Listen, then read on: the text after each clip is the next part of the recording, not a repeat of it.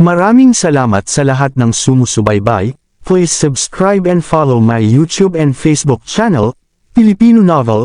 Maraming salamat po. Kabanata 281. Binati siya ni Leon. Ang pag-unlad ng cultivation ni Mason ay nahinto sa loob ng 6 na taon at ang kanyang true energy ay unti-unting naipon. Ang dahilan kung bakit hindi siya umabot sa mas mataas na antas ay dahil sa bara sa kanyang internal circulation.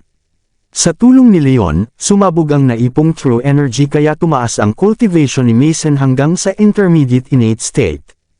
Salamat sa tulong ninyo Mr. Wolf. Lumuhad muli si Mason ng may paggalang. Akala niya ay simpleng payo lang ang matatanggap niya, ngunit hindi niya inasahan na aabot siya sa ganitong antas sa loob lamang ng ilang minuto. Napaka-imposible ng ganitong talento kaya lalong tumaas ang paghanga niya kay Leon. Wala iyon, huwag mo nang isipin. Sabi ni Leon, medyo hindi siya komportable dahil siya mismo ay kaka-advance lang sa initial innate state, ngunit si Mason ay biglang umabot sa intermediate innate state sa tulong niya. Nagpapasalamat ako sa inyo Mr. Wolf, utang ko sa inyo ang lahat, kung kailangan ninyo ng tulong handa akong sundin kayo anumang oras. Sabi ni Mason ng taos puso, hindi na kailangan, ituring na lang natin ang isa't isa bilang magkaibigan. Sagot ni Leon, hindi ako karapat-dapat pero may mga koneksyon ako, at kung kailangan ninyo ng kahit ano sa hinaharap matutulungan ko kayo. Dagdag pa ni Mason. Naalala ni Leon ang nangyari kay Cynthia ilang araw na ang nakalipas at posible na may mga taong maghihiganti kaya maaaring maging kapaki-pakinabang si Mason sa hinaharap.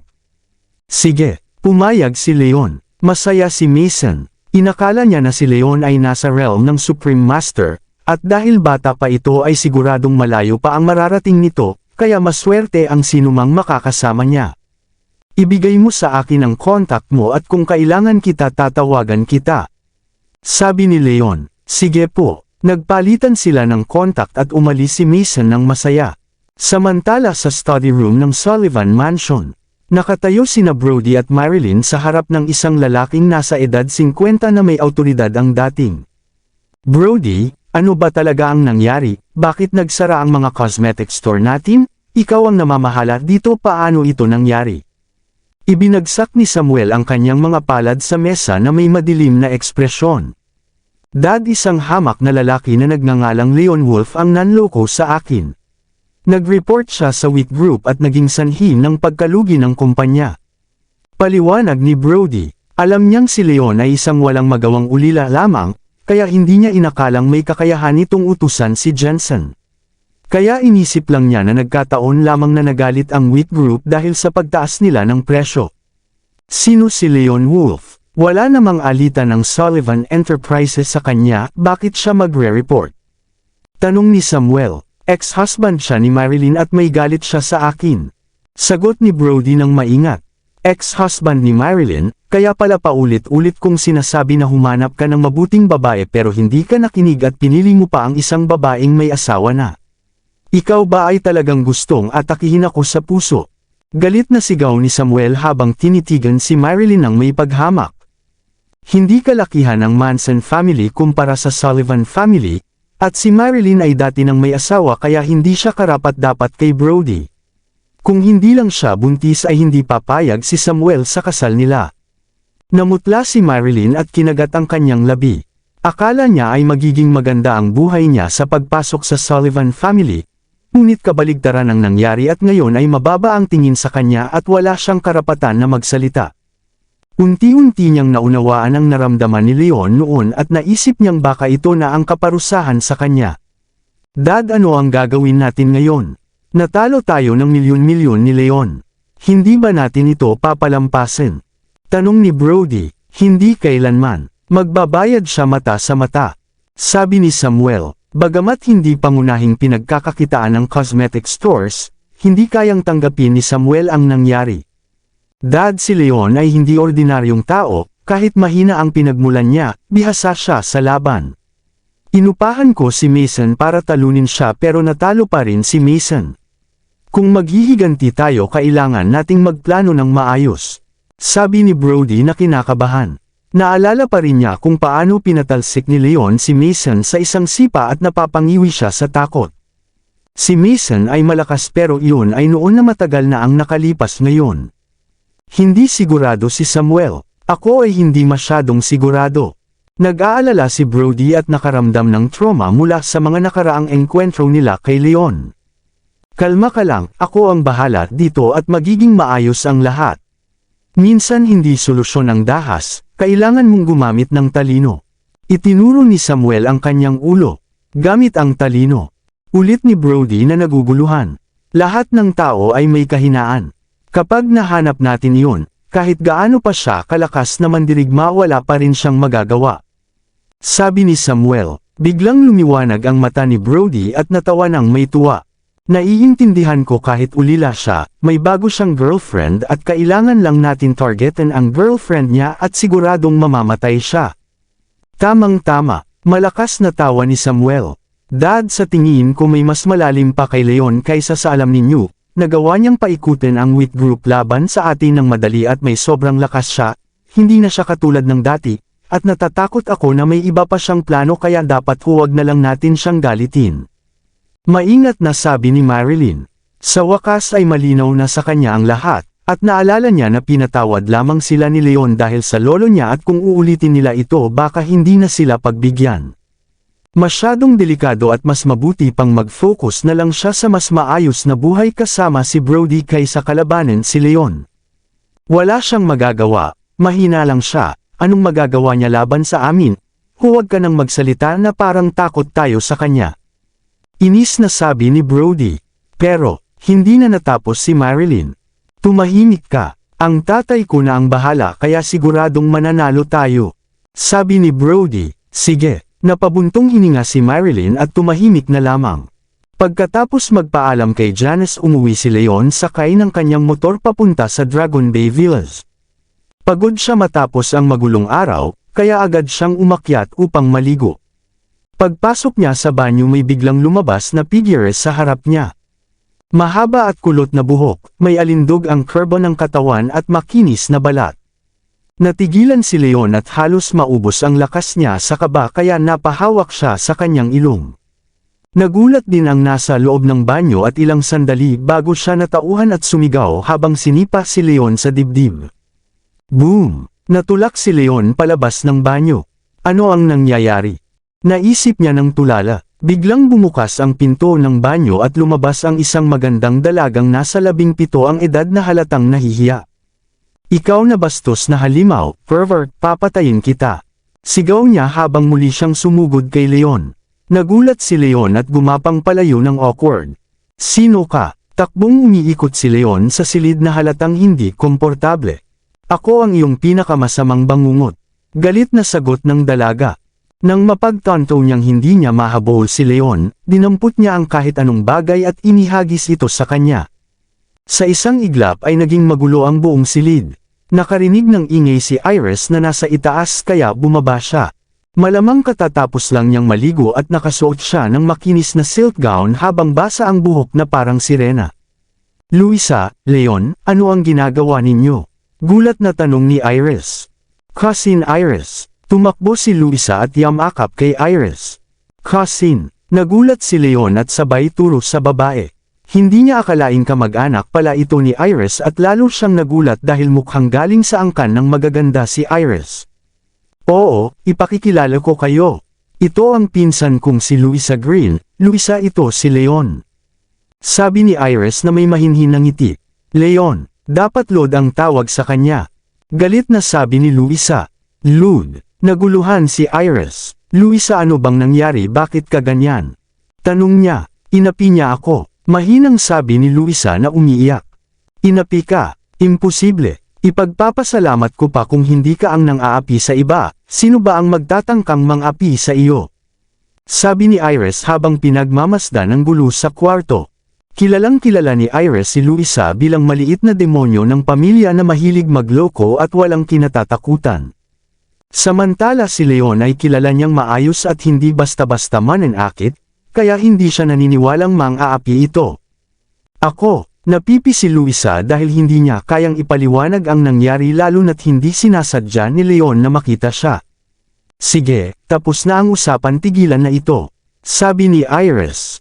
Napansin niya ang hubad na mga binti ni Luisa at sumimangot. Babae ka, kaya huwag kang basta-basta lumabas na nakatapis lang magbihis ka na. Opo, nahihiyang sagot ni Luisa at bumalik sa kwarto. Nagsimulang maglinis si Leon ng kalat. Iris, bakit nandito ang pinsan mo? Tanong niya. Nakapasok siya sa Springfield University at magsisimula na bukas, kaya dito muna siya titira habang nag-aaral. Paliwanag ni Iris. Maya-maya bumalik si Luisa na nakabihis na. Iris, sino ito? Bakit nandito siya sa bahay mo? Sabi niya habang masamang tinitigan si Leon. Kabanata 285. Siya ang aking secretary at pansamantala siyang nakatira dito. Paliwanag ni Iris. Nakatira siya. Dito ba kayo magkasama? Isa ba siyang boyfriend mo? Magmo-move in na ba kayo? Gulat na tanong ni Luisa habang tinitingnan si Leon mula ulo hanggang paa at hindi makita kung ano ang nakaka-impress dito para kay Iris. Ano ba ang sinasabi mo? Magkaibigan lang kami. Tumahimik ka. Namula si Iris. Talaga, hindi ako naniniwala. Suspicious ang sabi ni Luisa. Iniligtas niya ang buhay ko noon at wala siyang matutuluyan kaya pinatuloy ko muna siya dito. Paliwanag ni Iris. Ganun Lud, bakit hindi ka pa umaalis? Dito ka ba para ligawan ng pinsan ko? Matamang tinitigan ni Luisa si Leon. Bumigat ang pakiramdam ni Leon pero hindi niya aaminin na may gusto siya kay Iris kaya ngumiti lang siya. Leon ang pangalan ko, hindi Lud. Sabi niya, kahit ano patawagin pa rin kitang Lud, isang bastos na lalaking may balak sa pinsan ko. Inis na sagot ni Luisa. Alam niyang napakaganda ng kanyang pinsan kaya normal lang na magkagusto ang mga lalaki dito. Namula si Iris sa hiya. Sige, tama na, sabi ni Iris. Seryoso ako na ang bahala kung may gagawin siya sa iyo, babasagin ko siya. Sabi ni Luisa habang itinataas ang kamao. Hindi ko na kaya ito, aakyat muna ako. Sabi ni Iris at umalis. Bumalik din si Leon sa kanyang silid. Kinabukasan matapos mag-almusal. Luisa, kailangan mong pumunta sa campus para sa admission, may kailangan din akong gawin kaya pwede ba ikaw na ang maghatid sa kanya? Sabi ni Iris. Sige, sagot ni Leon. Hindi ko kailangan ng kasama, kaya ko mag-isa. Pagtutol ni Luisa. Hindi pwede, bago ka lang dito at maraming estudyante doon sa samahan ka ni Leon. Sabi ni Iris ng desidido. Napilitan si Luisa. Pagkaalis ni Iris, dinala ni Leon si Luisa sa garahe. Sumakay ka na Luisa, ihahatid kita. Sabi ni Leon. Agad napansin ni Luisa ang motor ni Leon na regalo pa ng nanay niya kay Iris. Hindi ka ba nahihiya? Lalaki ka pero nakamotor ka na pambabae, hindi ka ba nagdadrive ng kotse? Nakapamiwang niyang sabi habang nakatingin kay Leon na parang may hinala siyang pervert. Napakaliit ng likurang upuan ng motor at kailangan niyang dumikit kay Leon, kaya naiinis siya sa ideya. Wala akong lisensya, mahinang sagot ni Leon. Nailang si Leon. Akala ko inutil ka, pero mas masahol ka pa pala sa inaakala ko. Sabi ni Luisa habang umiikot ang mata. Buti na lang may lisensya na ako ngayong summer break, hindi tulad mo. Itinaas ang baba niyang may kayabangan. Binuksan niya ang pinto ng kotse sa tabi at pumasok doon. Napahiya si Leon, ngunit dahil ipinagkatiwala siya ni Iris kay Luisa ay sumunod na lang siya at pumasok sa sasakyan. Sa Springfield University dumating sila ng maaga ngunit inabot pa rin ng ilang oras bago matapos ang lahat ng proseso sa admission. Nakilala ni Luisa ang dalawang kaklase niya noong high school na nakapasok din sa Springfield University. Ang isa ay si Annie Holt, isang dalagang may katamtamang ganda, ngunit matangkad, payat at maayos manamit kaya halatang galing sa mayamang pamilya. Ang isa naman ay si Lacey Paul na napakaganda ngunit mukhang mula sa mas simpleng pamilya, mahinhin at may inosenteng itsura. Masaya silang nagkita at agad nagkwentuhan. Luisa, sino siya?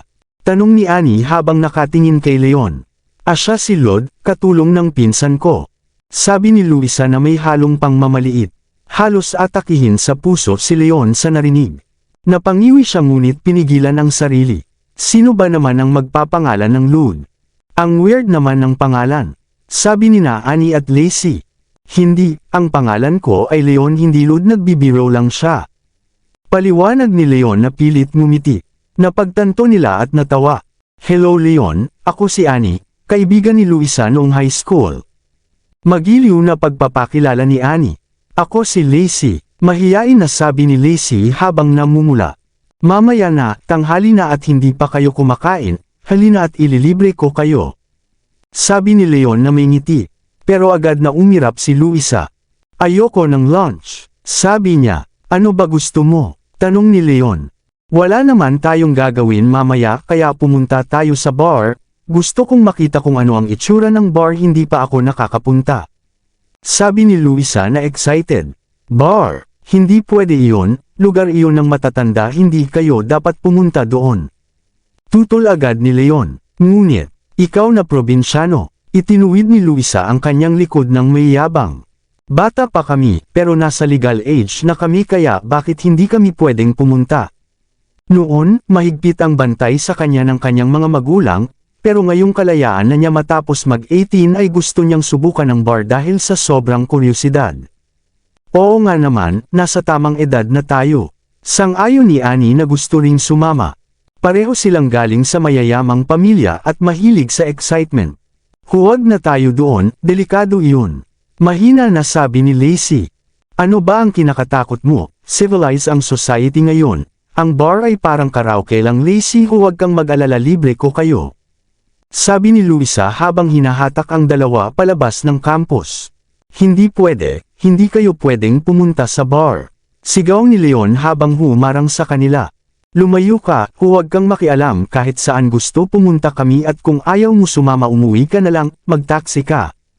Inis na sagot ni Luisa. Natigilan si Leon. Wala siyang karapatan pigilan sila, pero, sige sasama na lang ako. Pumayag siya upang masigurong ligtas sila. Ang Blue Moon Bar ay isang marangyang bar, at kahit araw pa ay maraming tao dahil malapit ito sa Springfield University. Pagpasok nila sinalubong sila ng malakas na musika at makabagong ilaw na parang concert festival. Sa gitna ng bar ay may entablado kung saan may tatlong babaeng mang-aawit na naka-revealing outfit na sumasayaw at kumakanta. Maraming kabataan ang nagsasayaw sa paligid. Pagpasok ni Leon ay napatingin ang lahat sa kanila. Napakagandang babae. Ang ganda nila, lalo na yung nasa gitna parang anghel. Ang iba rin maganda, isa inosente ang dating at isa may magandang katawan. Sino kaya yung lalaki? Swerte niya kasama niya ang tatlong magagandang babae. Namangha ang mga tao sa ganda ni Luisa na halos kapantay ni na Iris at Cynthia. Maraming tao ang nakatingin kay Leon na may inggit.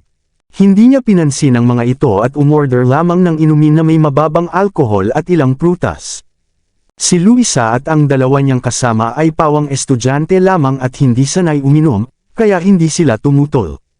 Maya-maya ay nag-vibrate ang cellphone ni Leon. Si Cynthia ang tumatawag. Dahil maingay sa loob ng bar ay lumabas siya upang sagutin ang tawag. Pagkaalis niya agad namang napansin ng ibang customer ang tatlong babae na parang mga biktima.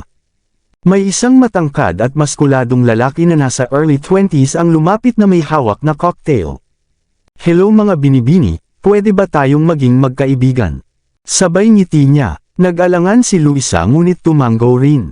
Oo naman, sagot niya. Masayang masaya ang lalaki. Ako si Joseph Winter, anak ng Golden Eagle School of Martial Arts, pwede ko bang malaman ang pangalan ninyo? Martial Arts School ang pamilya ninyo, ibig sabihin magaling kang fighter. Nagulat si Luisa at naging interesado. Siyempre bata pa lang ako ay nagsanay na ako at kabisado ko na ang maraming martial arts, at wala pa akong nakakalaban sa edad ko. Mayabang na sabi ni Joseph habang ipinapakita ang kanyang mga muscle. Ang Golden Eagle School ay nagsasanay ng karate, taekwondo, at iba pang martial arts, kaya mahusay sila sa external power. Si Joseph ay sinanay mula pagkabata at kayang talunin ang 10 tao ng sabay. Sa itsura niya at katawan ay madali siyang nagiging popular sa bar, at marami na siyang naging babae. Wow, ang galing, gusto ko rin ng martial arts, pwede mo ba akong turuan? Excited na sabi ni Luisa. Lumiwanag ang mata ni Joseph. Sige, ibibigay ko ang number ko at matuturuan kita ng personal. Muntik na niyang makuha ang gusto niya. My number is, ngunit bago pa niya matapos ay bumalik si Leon. Nakita niyang may lalaking kausap si Luisa kaya agad siyang pumagitna sa kanila. Lord, ano ba ang ginagawa mo? Si Joseph ang bago kong kaibigan, at nag-uusap kami tungkol sa martial arts. Lumayo ka! Sigaw ni Luisa habang tinutulak si Leon, ngunit hindi niya ito maitulak. Hindi pwede, Luisa. Sa tingin ko palang masamang tao na siya. Huwag ka magpaloko. Sabi ni Leon. Sino ang tinatawag mong masamang tao? Galit na sagot ni Joseph. Ngunit pinigil niya ang sarili at tinanong si Luisa. Luisa, sino siya? Ano siya sa iyo? Siya, katulong lang ng pinsan ko, wala siyang halaga. Sabi ni Luisa na may pangmamaliit. Katulong lang pala. Ngumisi si Joseph. Brat, lumayo ka kung hindi babasagin kita. Banta niya. Hindi mo kaya, sagot ni Leon. Nag-init ang ulo ni Joseph at handa na sanang umatake. Ngunit biglang may dumating na grupo ng kabataang may mohawk. Ricky, tingnan mo ang babaeng iyon, ang ganda. Sabi ng isa. Lumapit si Ricky at tinitigan si Luisa. Hi babe, inom tayo, magpakilala tayo. Sabi niya. Sinubukan ding lapitan sina Annie at Lacey. Pero umatras sila dahil sa takot. Umalis kayo, sigaw ni Luisa na malamig ang tingin. Nagalit ang mga thug. Dapat ka pangang matuwa, pinapansin ka ni Ricky. Tumahimik ka, sigaw nila. Naging malamig ang tingin ni Leon at handa na siyang kumilos. Ngunit naunahan siya ni Joseph. Sino kayo para bastyusan si Luisa? Gusto niyo bang mamatay? Sigaw ni Joseph. Gusto niyang magpanggap na bayani dahil alam niyang gustong-gusto ng mga babae ang mga hero at gusto niyang magpakitang gilas kay Luisa, pati na rin kina Annie at Lacey upang mapansin siya at makuha ang kanilang loob. Kabanata 290. Dahil sa pakiramdam niya ay si Joseph na ang namumuno sa sitwasyon, nagpasya si Leon na huwag muna makialam. Inilagay niya sina Luisa at ang dalawa pang babae sa likuran niya para protektahan sila at umatras ng kaunti para hindi sila masaktan. Sino ba kayo at gusto niyong mamatay? Galit na sigaw ni Ricky habang sinenyasan ang kanyang mga tauhan. Agad nilang pinalibutan si Joseph. Hindi nag-atubili si Joseph at agad umatake. Sinipa niya si Ricky sa dibdib. Tumilapon si Ricky at bumangga sa counter ng bar at natamba ang mga bote ng alak. Buwisit, binugbog niyo si Ricky. Sigaw ng isa niyang tauhan at sabay-sabay silang sumugod. Ngunit tumayo muli si Ricky at kumuha ng basag na bote at muling lumaban. Sa lakas ni Joseph bilang isang external martial artist, wala silang kalaban-laban sa kanya ang mga ordinaryong thug.